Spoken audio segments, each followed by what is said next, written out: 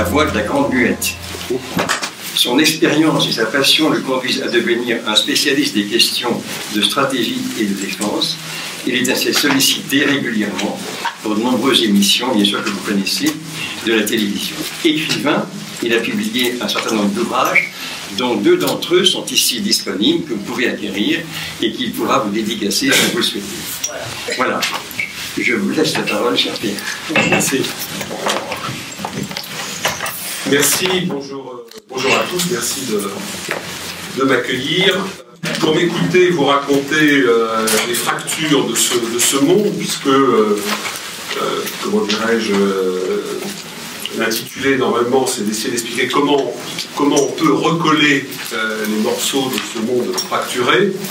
Alors je dois vous avouer que je vais passer plus de temps à analyser la nature des fractures qui bouleversent notre monde qu'à vous expliquer quelle est la colle qui va permettre de les recoller, tout simplement parce que je ne connais pas cette colle et qu'il va falloir l'inventer collectivement. J'ai quelques idées, quelques pistes, mais je vais passer plus de temps sur la première partie pour vous décrire un monde en trois points, si je puis dire.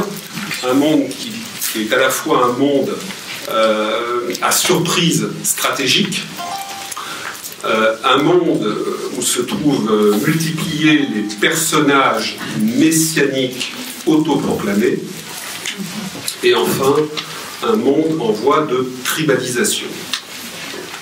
Les tribus se multiplient. Puis dans un deuxième temps, pour pas que vous partiez désespérés, j'aborderai quelques pistes positives de réflexion par rapport à tout cela.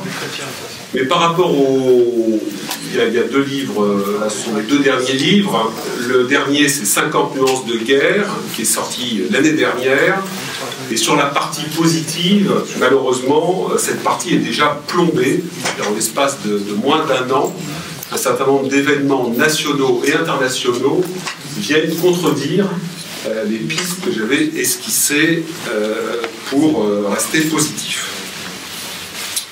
Alors, avant de regarder, de faire un état du monde, comment dirais-je, qui est le mien, donc nécessairement subjectif, puisque l'être humain est profondément subjectif, même si ça fait maintenant plus de 40 ans que je travaille ces sujets, que je vais sur le terrain.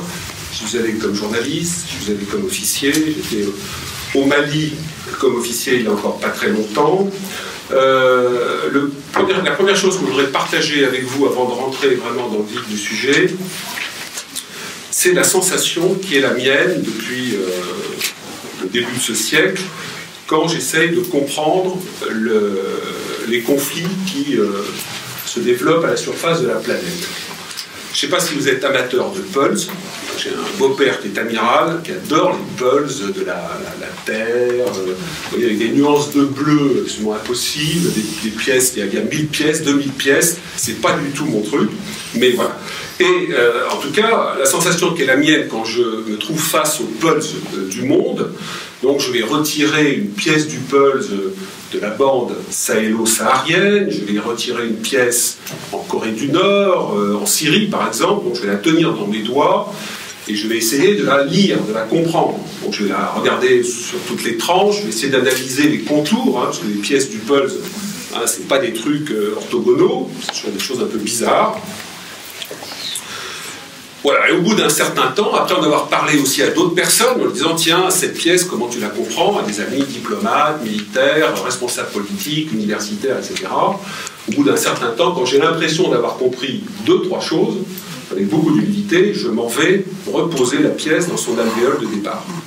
Et là, elle ne rentre plus dans l'alvéole, parce que l'alvéole a bougé, et la pièce a bougé dans mes doigts, sans que je m'en rende compte. C'est pour vous dire la sensation de complexité qui est la mienne et qui est celle de tous ceux qui travaillent sur ces sujets. Et c'est pour ça que je suis plein de, comment dirais-je, d'esprit amical pour ceux qui sont en responsabilité de ce monde. Les politiques, les diplomates, les militaires, etc.